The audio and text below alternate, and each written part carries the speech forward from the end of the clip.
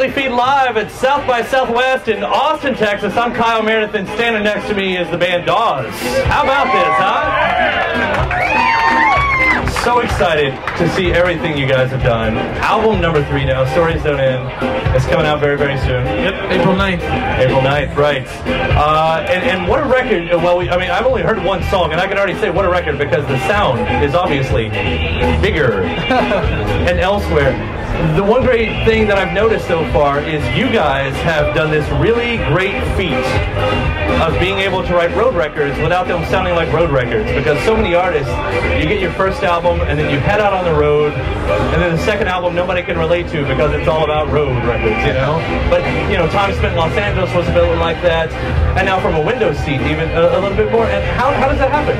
Well, I guess, like, you know, I mean, I think like any band, we definitely try to make sure we're not repeating ourselves, you know, like in terms of just what we're talking about. Like there's times where we talk about California or talk about the road, like My Way Back Home or songs like that, where eventually it's like that might be an experience we're still in the thick of, but we try to like carve out different corners of it and figure out how to articulate that. Like from a window seat too, it's like we still are on a plane it feels like we're on an airplane like every week. Right. And it's I think there's a really weird cosmic experience like on a plane where, like, I mean, even if just you're flying into a town that you're familiar with and you're seeing the downtown, you're seeing the outer limits of the town, like all kind of in those last 15 minutes, you see the supermarket you're familiar with. I mean, it's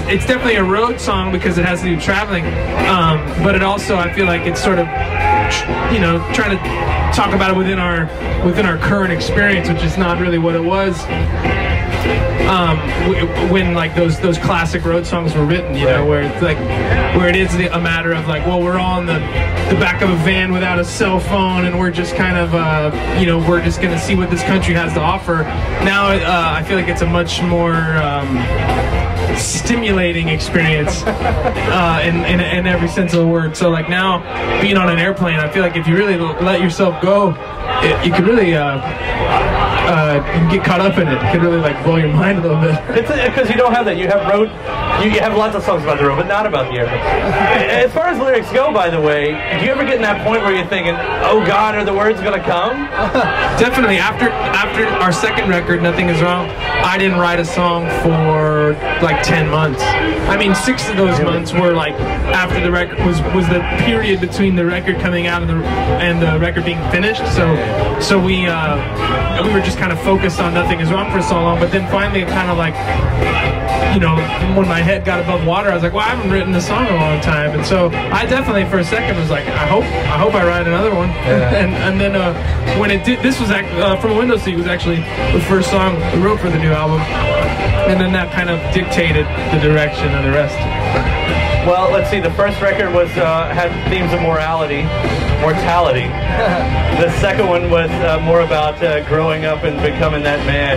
What's that? Because it seems like your digression here is with childhood. But I don't know what. Yeah, this one I feel like more than anything, like every song ends up having this thing to it of it's not as simple as I like it to be. Yeah. And each song kind of breaks down into that kind of mindset, I feel like. And you guys just went to Rwanda. We sure did. That's the pictures are amazing. I can't imagine what that's like. What were you there for?